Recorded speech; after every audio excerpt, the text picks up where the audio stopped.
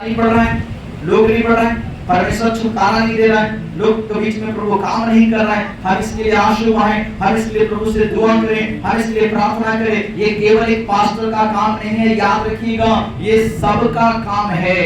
जितने लोग प्रभु में हैं वो सब मिल के परमेश्वर के राज्य में काम कर रहे हैं और सबको प्रभु स्वर्ग में आशीष देने वाला, इनाम देने वाला है। हालेलुया। सो परमेश्वर ये सारी बातों को देखता है और वहां पे क्या कहता है, इसलिए अब सेनाओं का यहोवा यूं कहता है, अपनी अपनी चाल चलन पर ध्यान करो। प्रभु कहता है, ऐ मेरे बेटे, ऐ मेरे बेटियों, ऐ परमेश्वर के चाहने वालों, अपने अपने चाल चलन पर ध्यान करो। तुम्हारा चाल कैसा है, तुम्हारा चलन कैसा है, तुम्हारा बोली कैसा है, तुम्हारा व्यवहार कैसा है, जैसा परमेश्वर चाहता है क्या तुम वैसा हो? नहीं तो आगे पढ़िए, वहां पे वचन क्या कहता है, ध्यान करो। तुमने बहुत बोया। और प्रभु देखिए उन लोगों को आंखों को खोल रहा है। प्रभु कहता है तुमने बहुत बोया परंतु देख लो, जितना तुम्हें काटना चाहिए था उतना तेरे पास नहीं है। 10 किलो गेहूं लगाया खेत में, तुम्हें 100 किलो काटना चाहिए था, मगर देखो 50 ही किलो है। जितना तुम्हें चाहिए था आशीष उतना तेरे तक नहीं पहुंचा है। जितना मैं तुम्हें आशीष देना चाहता हूं उतना तुम नहीं ले पा रहे हो। इसका कारण क्या है कि अपने अपने चाल चलन पर ध्यान नहीं दे रहे हो। मैं क्या चाहता हूं तुम लोग समझ नहीं रहे, तुम अपनी मर्जी से चलना चाहते हो। हालेलुया। याद रखिए, बच्चे क्या करते हैं, आपके घर में जो बेटा बेटियां हैं वो चाहते हैं हम अपने मन से चले। आप कितना भी अच्छी बात समझाइए सिखाइए वो सुनता ही नहीं। और कई माँ बाप कहते हैं क्या करे, कितना इसको बोलते हैं मेरा बातें नहीं सुनता है। अगर आप सुनने लगेंगे तो आप अच्छे रास्ता पे चले जाएंगे, क्योंकि माँ बाप दुनिया जिया है, उसको समझ है, उसको एक्सपीरियंस है और वही चीज तुम्हें बता रहा है। एक अगुआ जो गवाही देता है, बताता है, वो एक्सपीरियंस ले चुका है, वो दुनिया में झेल चुका है, वो यहाँ तक कैसे पहुंचा उसको मालूम है रास्ता, इसलिए वो आपको बताता है। अगर बच्चे माँ बाप की सुनने लगे तो किसी का जीवन बर्बाद नहीं होगा, मगर वो सुनता ही नहीं, वो तो अपना मन के हिसाब से चलना चाहता है। यही बात है कि परमेश्वर वचन के द्वारा कलीसिया को, लोगों को अपनी शिक्षा, बात, उसका सफल होने वाला रास्ता तो बताना चाहता है, उसको आशीष का रास्ता बताना चाहता है, पर लोग सुनने को तैयार नहीं। जहाँ आसान है वहाँ प्रभु की बात मान लेता है, जहाँ थोड़ा कठिन है वहाँ पर नहीं मान पाता है, वहाँ पर देख चुराता है, वहाँ पे साइड हट जाता है, वहाँ पे वो काम करना नहीं चाहता है, वहाँ पे वो प्रभु के लिए खड़ा नहीं होना चाहता है, मगर वो व्यक्ति चाहता है कि मेरे लिए प्रभु सब जगह खड़ा रहे। याद रखिए, ताली दोनों हाथ से बजेगा। तो प्रभु के लिए खड़ा रहो, प्रभु तेरे लिए खड़ा रहेगा।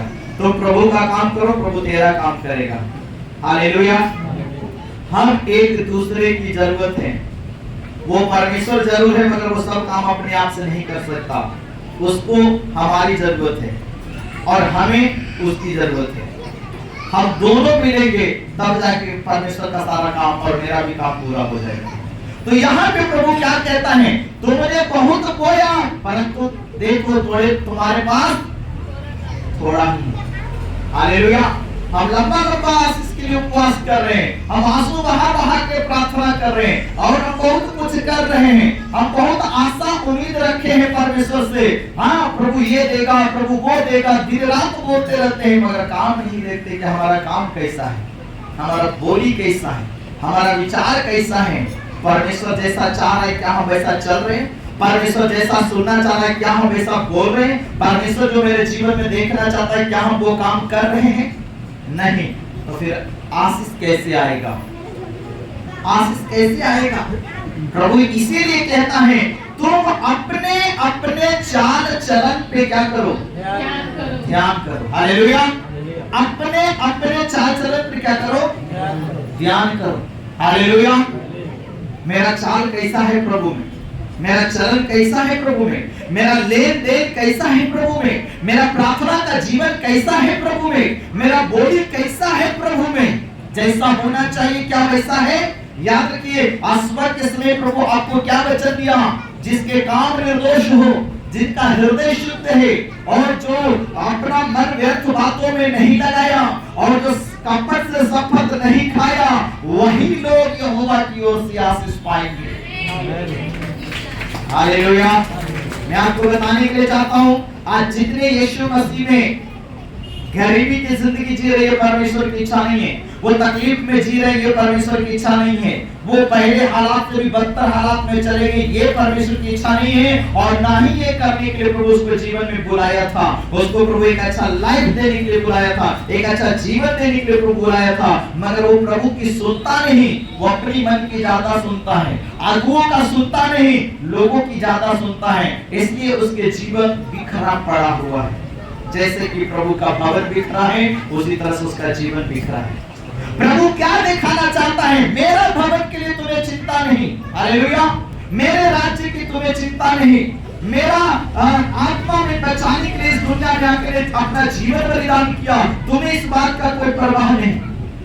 तुम केवल मुझसे आशीष आशीष दिन रात केवल आशीष मांगते हो। प्रभु कहता है मैं आशीष देने से तुम्हें मना नहीं करूंगा, मैं तुझे आशीष दूंगा, तेरे सोचने से ज्यादा दूंगा।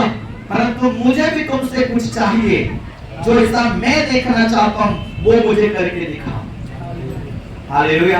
परमेश्वर हमारे और आपके अंदर क्या देखना चाहता है? परमेश्वर के लिए हमारे अंदर भूख हो, परमेश्वर के लिए हमारे अंदर प्यास हो, परमेश्वर का काम पूरा करने के लिए हमारे अंदर एक इच्छा होना चाहिए। हालेलुया। परमेश्वर का भय हमारे अंदर होना चाहिए। हम जी किसके लिए रहे? यीशु किसके लिए आया था?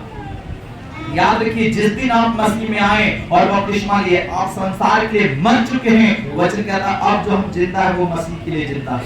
आमीन। हालेलुया। जिस दिन जो लड़का का शादी हो जाता है उस दिन उसकी इच्छाएं खत्म। अब वो जी रहा है पत्नी के लिए, जी रहा है बच्चे के लिए। अब बेचारा अपना शौक मार मार कर वो पत्नी का शौक पूरा कर रहा है, बच्चे का शौक पूरा कर रहा है। याद रखिए, जिस दिन आपने मसीह को पहन लिया है, जिस दिन आपने बपतिस्मा लिया, बपतिस्मा का मतलब है अपने जीवन को मार देना, गाड़ देना, पुराने जीवन को खत्म कर देना, पुराने स्वभाव को खत्म कर देना, एक नए स्वभाव, एक नई जिंदगी को शुरुआत करना है। वो है मसीह जिंदगी। हालेलुया। हालेलुया। जब तक आप पुराने को नहीं छोड़ेंगे नया आएगा नहीं। याद रखिए, जब तक आप पुराने स्वभाव को छोड़ेंगे नहीं, नया स्वभाव आएगा नहीं। पुरानी हरकत को जब तक नहीं छोड़ोगे, नई तुम्हारे अंदर में हरकत नहीं आएगा। पुरानी आशीषों को जब तक नहीं छोड़ोगे, नई तुम्हारे पास नहीं आएगा। याद रखिए, प्रभु क्या कहता है? सब कुछ देखने के बाद, सब कुछ सुनने के बाद प्रभु एक बात बोलता है, मेरा भवन तो उजाड़ पड़ा है, तुम अपने अपने चाल चलन को क्या करो? सुधारो। यानी कि परमेश्वर अपने भवन की चिंता करता है और लोगों का निगाह अपने भवन की ओर ले जाना चाहता है। मेरा भवन देखो कैसा है, तुम अपना घर देखो कैसा है। तुम्हारा घर में हर सुख सुविधा है, मेरे घर में कौन सा सुविधा तूने बना के रखा है? हालेलुया। तुम्हारा बेटा बेटी के लिए तुम घर में सारी सुविधा बना के रखे, मेरा बेटा बेटी जब कलीसिया में उसके लिए क्या सुविधा है? मेरा सेवक कहां से करेगा? हालेलुया। जब कलीसिया के सब लोग उस काम में हाथ बटाएंगे तभी हो पाएगा। वचन क्या कहता है? अपने अपने चाल चलन पे क्या करो? ध्यान करो। ध्यान करना। जहां प्रभु को देना है, क्या हम ईमानदारी से देते हैं? हालेलुया। क्या आपका दिल है प्रभु के लिए? अगर प्रभु कहे तुम्हारे पास, ऐसे तो बहुत सारे लोग तारीफ करते हैं, प्रभु के दया से मेरे पास कोई कमी नहीं है, सब पूरा है, सब कुछ ठीक ठाक है। अगर प्रभु एक रात कहे तेरे पास बहुत कट्ठा है, एक कट्ठा मेरे नाम कर दे, वो कहेगा शैतान कल रात बात किया है। हालेलुया। प्रभु को क्या जरूरत है कट्ठा का? हालेलुया। अच्छा, तुम्हें कट्ठे की जरूरत है, परमेश्वर को नहीं जरूरत है? हालेलुया।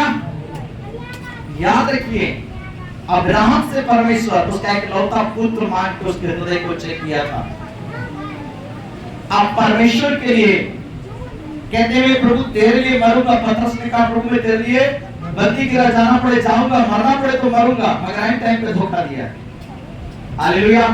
वो बहुत बार हम भी आराधना में करते हैं, प्रभु तेरे लिए जीऊंगा, तेरे लिए मरूंगा, तेरे लिए यीशु हर दर्द सहूंगा। और जब दर्द सहने के बारी आता है तो खुद ही आंसू बहाते हैं। शैतान तुम्हें रुला रहा है और तुम रो रहे। परमेश्वर के लोग कितने कमजोर, हालेलुया। प्रभु इसलिए नहीं बुलाया कि शैतान तुम्हें मारे और तुम रो और उसका गीत गाते चलो। तुम शैतान के